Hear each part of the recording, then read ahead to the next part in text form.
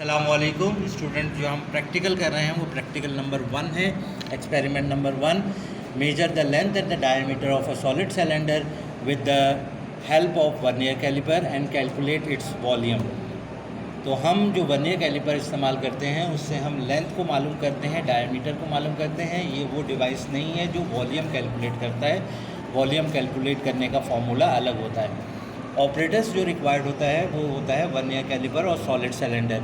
Student, ये जो है आप लोगों ने चैप्टर नंबर 2 में भी इसके बारे में थोड़ी सा स्टडी किया होगा। तो यहाँ पर सबसे पहले इम्पॉर्टेंट चीज़ क्या होती है कि वर्नियर कैलिपर के अंदर मैं आपको डायग्राम दिखा देता हूँ। ये डायग्राम है वर्नियर कैलिपर की। तो वर्नियर कैलिपर के अंदर देखें, ऊपर लिखा हुआ है अपर जॉज, नीचे लिखा हुआ है लोअर जॉज, और इसके ऊपर यहाँ पर एक लिखा हुआ है वर्नियर स्केल, एरो करके बना हुआ है, और मेन स्केल लिखा हुआ है। वर्नियर स्केल जो है वो डिवीज़न में होता है, मेन स्केल सेंटीमीटर में होता है। और ये नीचे जो है एक स्लाइडिंग स्ट्रिप है, ये डेप्थ जो है मालूम करती है। डेप्थ गेज लिखा हुआ है, ये गेज जो है ये डेप्थ मालूम करने के काम आता है। अभी हम जब आपको वर्नियर कैलिपर दिखाएंगे तो हम आपको बताएंगे भी कि इनका किस तरह से इस्तेमाल किया जाता है।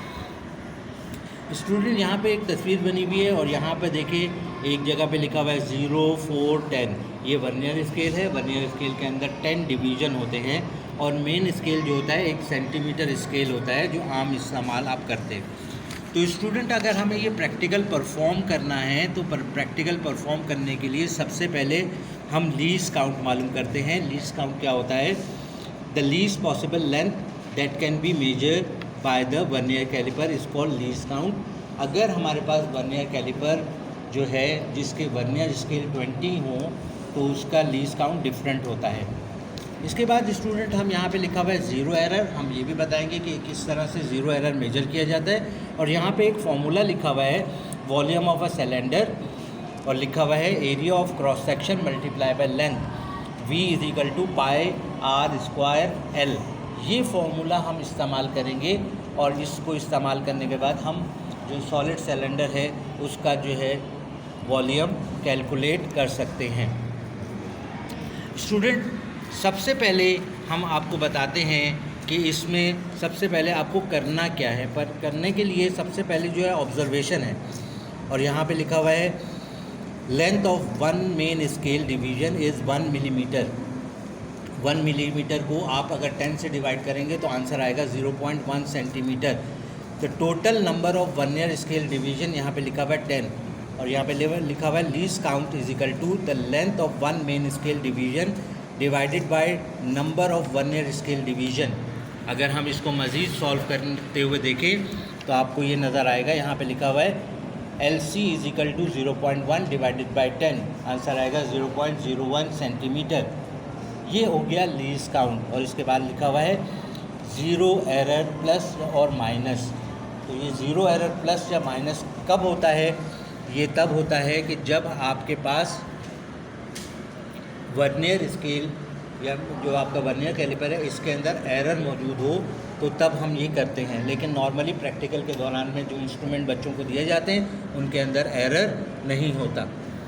यहाँ पर जो है ऑब्जर्व, और यहाँ पर जो है दिया हुआ है लेंथ ऑफ द सिलेंडर, और ये कॉलम बना हुआ है। अब हम इस प्रैक्टिकल को मैं आपको करके बताता हूँ, तो मेरे स्टूडेंट हैं वो हेल्प करेंगे मुझे इसको।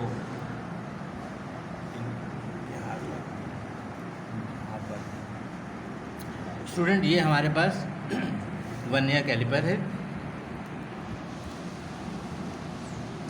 सबसे पहले वर्नियर कैलिपर में यहाँ पे देखें कि ये जो है लोअर जॉज है, ये अपर जॉज है, और ये जो मैं मूव कर रहा हूँ, ये वर्नियर स्केल है।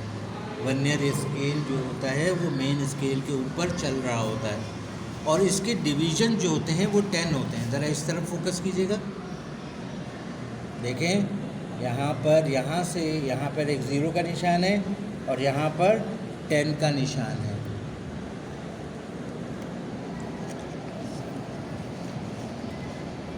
नज़र आ रहा है आप लोगों को? नज़र आ रहा है? ये जो 0 से लेकर 10 तक का निशान है, जहाँ पे मैंने पेंसिल रखी हुई है, इसको हम कहते हैं वर्नियर स्केल डिवीज़न। और ये 10 डिवीज़न वाला हमारे पास वर्नियर स्केल है। ये है मेन स्केल, जहाँ पे मैं स्लाइड कर रहा हूँ अपनी पेंसिल से। ये सेंटीमीटर्स में होता है। ये किस में होता है? सेंटीमीटर्स में होता है। ये एक आम स्केल की तरह से होता है। तो स्टूडेंट्स, सबसे पहले मैं एक आपके पास, मेरे पास जो है एक कैप है, इसका हम वॉल्यूम मालूम कर रहे हैं। तो देखिए, ये जो चीज़ है ये हमारे पास लेंथ मालूम करने के लिए काम आता है। ये जो है इस तरह से अगर हम इसको रखेंगे तो डायमीटर मालूम करने का काम आता है। अगर मैं इंटरनल डायमीटर मालूम करना चाहता हूँ तो ये तरीकाकार होता है, मैं इंटरनल डायमीटर मालूम कर सकता हूँ। अगर मुझे इसकी गहराई मालूम करनी है तो मैं इसकी गहराई ऐसे मालूम कर सकता हूँ। सही है? तो ये स्लाइडिंग स्ट्रिप का तरीकाकार होता है और इससे मेजरमेंट करते हैं। तो आए पहले इस इंस्ट्रूमेंट को कैसे इस्तेमाल करते हैं इसके बारे में समझ लेते हैं। पहले मैं क्या करूँगा, इसको क्लोज़ कर दूँगा। क्लोज़ करने के बाद मैं यहाँ पे रखता हूँ और आपको गौर से दिखाता हूँ। ये चीज़ मैं आपको गौर से दिखाना चाह रहा हूँ। ये मैं यहाँ पे देखें, 2 ज़ीरो नज़र आ रहे हैं, एक ही लाइन में है। एक वर्नियर स्केल का ज़ीरो है, एक मेन स्केल का ज़ीरो है। अगर ये दोनों ज़ीरो एक लाइन में मौजूद हैं, अगर ये ज़ीरो एक लाइन में मौजूद हैं तो हमारे इंस्ट्रूमेंट में कोई ज़ीरो एरर मौजूद नहीं है। सही है?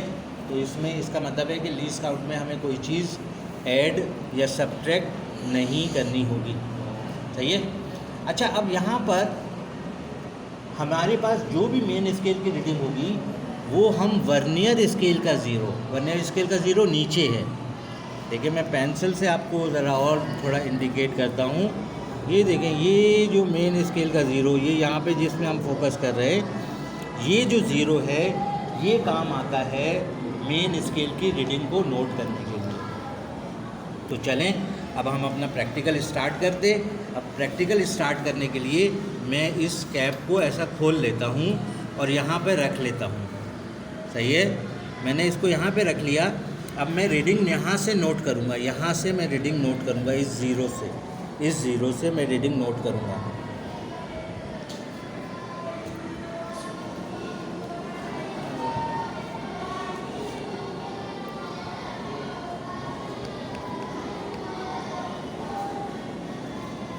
ये देखें, मैं आपको दिखा रहा हूँ, ये रीडिंग यहाँ पर आ रही है इस तरफ, ये रीडिंग आ रही है इस तरफ। यहाँ पे देखें ज़रा, जहाँ पे मैंने पेंसिल रखी हुई है, ये रीडिंग हमने नोट करनी है। और अब हम इसको ज़रा थोड़ा सा ऐसा कर लेते हैं और यहाँ से हम आपको दिखाते हैं कि एक्चुअली इसकी रीडिंग आ कितनी रही है।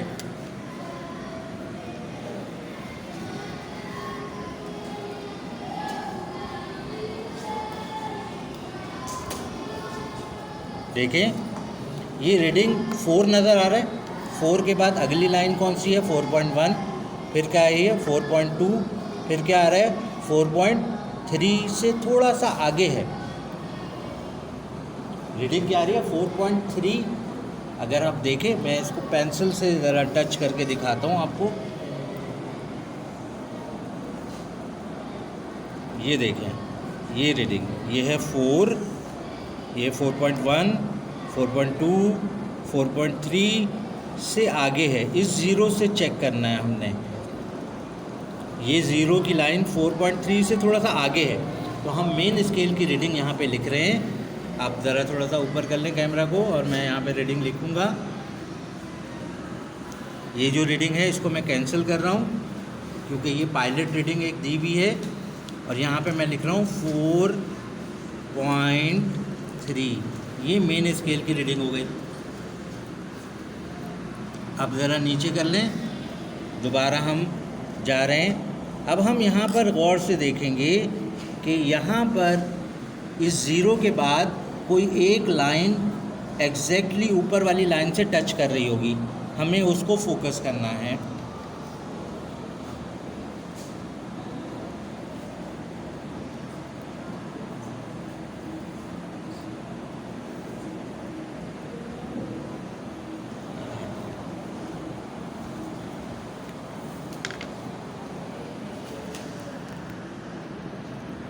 ये हम दिखाना चाह रहे हैं आपको।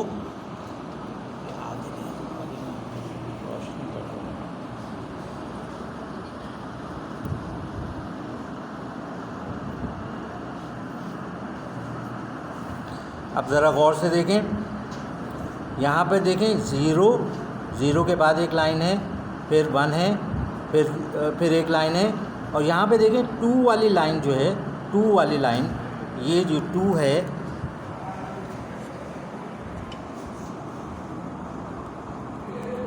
ये देखें, ये जो 2 वाली लाइन है ये एग्जैक्ट ऊपर वाली लाइन से टच हो रही है।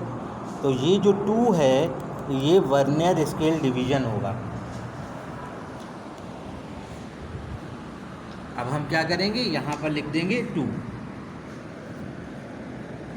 सही है। अब हम क्या करेंगे कि इस 2 को मल्टीप्लाई करेंगे, जो लीस्ट काउंट आपने निकाला था 0.01 से, तो आंसर आएगा 0.02। अब हम क्या करेंगे, लिखेंगे 4.3 जो मेन स्केल की रीडिंग थी, प्लस करेंगे 0.02, और जब आंसर आएगा, टोटल आंसर आएगा 4.32 सेंटीमीटर। देखिए यहाँ पे लिखा हुआ है मेन स्केल सेंटीमीटर में, वर्नियर स्केल डिवीज़न में दिया हुआ है, वर्नियर स्केल रीडिंग डिवीज़न में दी हुई है। फ्रिक्शनल पार्ट का मतलब होता है वर्नियर स्केल को मल्टीप्लाई किया जाए लीस्ट काउंट से, वो फ्रिक्शनल पार्ट किया होता है, और मेन स्केल की जो रीडिंग होती है उसको फ्रिक्शनल पार्ट में ऐड करना होता है। अब क्योंकि हमारे जो इंस्ट्रूमेंट था उसके अंदर कोई एरर मौजूद नहीं था, इसलिए हम ये कॉलम छोड़ देंगे। स्टूडेंट, हमने अभी अपनी रीडिंग्स कंप्लीटली कर ली, क्योंकि हमने 3 रीडिंग लेनी है। 3 रीडिंग लेने का मकसद ये होता है कि हम एवरेज मालूम करते हैं। एवरेज मालूम करने से हम ज़्यादा एक्यूरेट आंसर मालूम करने की कोशिश करते हैं। हमने यहाँ पर जब रीडिंग ली तो हमारी दूसरी रीडिंग में मेन स्केल 4.3 आया, वर्नियर स्केल 3 आया। जब हमने थर्ड रीडिंग ली तो मेन स्केल जो आया 4.3 आया और वर्नियर स्केल आया 2। हमने इनको लीस्ट काउंट से मल्टीप्लाई किया और हमारे पास पहला आंसर 4.32, दूसरा आंसर आया 4.33, तीसरा आंसर आया 4.32। ये 3 लेंथ मालूम की, length number 1, length number 2, length number 3। हम यहाँ पे लिख देते हैं, थोड़ा सा ऊपर करें। 4.32, 4.33, 4.32। अब calculator, I need a calculator, मुझे कैलकुलेटर की ज़रूरत है। ये एक बच्चा कैलकुलेटर ले आया, हम इसमें लिख रहे हैं, आप गौर से देखें। 4.32 प्लस 4.33 प्लस 4.32, हम इजिकल टू का साइन दबाएंगे। ये हमारा टोटल आंसर जो आ रहा है वो आ रहा है 12.49। लेकिन 12.49 हमारा आंसर नहीं है, क्योंकि ये डिवाइड होगा 3 से। इसको 3 से डिवाइड करना है। हम डिवाइड करेंगे 3 से तो हमारा आंसर क्या आएगा, 4.313 सेंटीमीटर। ये हमारी लेंथ मालूम हो गई। अब हम इसका मालूम करेंगे, पहला हमने लेंथ मालूम कर दी सिलेंडर की, अब हम मालूम करेंगे डायमीटर। तो डायमीटर मालूम करने के लिए हम दोबारा उसी तरीके पे अमल करेंगे। ये हमारा डायमीटर, हम इसको ओपन कर चुके हैं, तो हमारे पास यहाँ पे रीडिंग नज़र आ रही है। यहाँ पे ज़रा गौर से दिखाएं बच्चों को, मैं मार्क कर देता हूँ, वो फिर आप लोगों के लिए आसानी हो जाएगी। ये मैंने निशान लगा दिया है, अगर आप इसको गौर से देखें, ये आ रही है 1.67 आ रही है, 1.7 रीडिंग आ रही है 1.7। मैं यहाँ पर लिख रहा हूँ 1.7। और वर्नियर स्केल डिवीज़न देखें कौन सी लाइन मिल रही है। मैं पहले आपको निशान लगा देता हूँ, बता देता हूँ कि कौन सी लाइन एग्जैक्टली मिल रही है।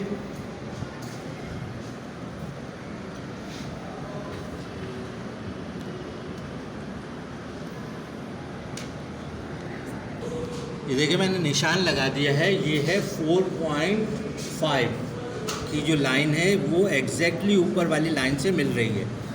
तो मैं यहाँ पे लिख देता हूँ, जो हमारा वर्नियर स्केल है वो 4.5 आया। स्टॉप करो।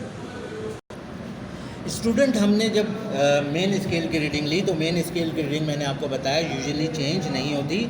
वर्नियर स्केल के अंदर हमारे यहाँ चेंज आया। 4 हमने एक रीडिंग ली है और एक रीडिंग हमारी 4.5 आई है। हमने इनको लीस्ट काउंट से मल्टीप्लाई करे और ऐड कर दिया, यानी मेन स्केल रीडिंग और फ्रिक्शनल पार्ट को ऐड कर लिया। तो हमारी पहली रीडिंग आई 1.745, दूसरी रीडिंग आई 1.74, तीसरी रीडिंग आई 1.745। ये हमारे पास डायामीटर मालूम हुआ है। अब हम डायामीटर यानी D1, D2, D3 मालूम हुआ है। अब हम इनको ऐड करेंगे 1.745, 1.74, 1.745। अगर जब हम ऐड करते हैं, हम कैलकुलेटर का इस्तेमाल करेंगे यहाँ पर। 1.745 प्लस 1.74 प्लस 1.745, मैं जब ऐड कर रहा हूँ तो आंसर मेरे पास आ रहा है 5.23 आंसर आ रहा है डिवाइडेड बाय 3। इसको जब हम डिवाइड करेंगे 3 से तो आंसर क्या आएगा 1.743। तो स्टूडेंट, ये हमने डायामीटर मालूम कर लिया। अब हमने लेंथ भी मालूम कर ली और डायामीटर भी मालूम कर लिया। इसका मतलब है कि हमने वर्नियर कैलिपर का जो काम था वो कंप्लीट कर चुके हैं। अब हम फॉर्मूला अप्लाई करेंगे। यहाँ पे ज़रा जगह कम है तो मैं इस साइड पर इसको सॉल्व करूँगा ताकि आप लोगों को आसानी हो। मैं यहाँ पे सॉल्व करने की कोशिश करूँगा इसको जी। तो सबसे पहले कैलकुलेशन में हम क्या मालूम करेंगे, रेडियस मालूम करेंगे। रेडियस होता है डायमीटर डिवाइडेड बाय 2। डायमीटर हमारे पास आया 1.743 डिवाइडेड बाय 2। तो जब मैं इसको डिवाइड करूँगा तो 1.743 डिवाइडेड बाय 2, तो मेरे पास आंसर आएगा R is equal to 0.8715 centimetre. अब मेरा वॉल्यूम का फॉर्मूला क्या है, V is equal to pi R square L। सही है, पाई की वैल्यू क्या होती है 22/7। R मेरे पास क्या है 0.8715 और फिर मेरे पास क्या लेंथ क्या है, लेंथ है मेरे पास 4.313। ये मेरे पास वैल्यू मौजूद हैं और R का स्क्वायर लेना है। अब देखिए मैं कैलकुलेटर इस्तेमाल कर रहा हूँ, गौर से देखिएगा कैलकुलेटर को इस्तेमाल करने को। 22 मल्टीप्लाई बाय 0.8715। अब क्योंकि स्क्वायर लिखा हुआ है, बहुत सारे बच्चों के पास सिंपल कैलकुलेटर होता है, तो वो कैसे करेंगे देखें। मैं इसको दोबारा लिखूँगा मल्टीप्लाई बाय 0.8715 क्योंकि 2 दफ़ा है, स्क्वायर है, और मल्टीप्लाई बाय लेंथ है 4.313। अब मैंने मल्टीप्लाई कर लिया तो मेरे पास आंसर जो आया है वो आंसर आया है 72.067। अब मैं डिवाइड करूँगा इसको 7 से। जब मैं इसको डिवाइड करूँगा 7 से तो मेरा आंसर आ जाएगा 10.29। ये मेरे पास वॉल्यूम आ गया और वॉल्यूम का यूनिट क्या होता है सेंटीमीटर क्यूब। अब यहाँ पे हम रिज़ल्ट लिख देंगे। लेंथ हमारी आई 4.313, डायमीटर हमने कैलकुलेट किया 1.743, वॉल्यूम हमने कैलकुलेट किया 10.29 सेंटीमीटर क्यूब। यूनिट्स लिखना बहुत ज़रूरी होता है। यूनिट्स अगर आप प्रॉपरली इसमें नहीं लिखेंगे तो आपको नुकसान होगा। इसके बाद जब ये आप प्रैक्टिकल कंप्लीट कराते हैं तो इसमें आपको क्या करना है, डायग्राम भी बनानी होती है। ये डायग्राम आपको लेबल डायग्राम बनानी होगी। यहाँ पे लिखा हुआ है प्रिकॉशंस। प्रिकॉशंस जो है वो आपको करने होते हैं, याद करें, लेकिन उसको प्रैक्टिकल में करना होता है। इसी तरह से जब प्रैक्टिकल के दौरान में आपको मेथड लिखना पड़ेगा, ऑब्जर्वेशन लिखनी पड़ेगी, ये ऑब्जर्वेशन कॉलम बनाने पड़ेंगे और कैलकुलेशन करनी पड़ेगी और रिज़ल्ट लिखना पड़ेगा। मुझे उम्मीद है कि आपको ये चीज़ें समझ में आई होंगी। शुक्रिया।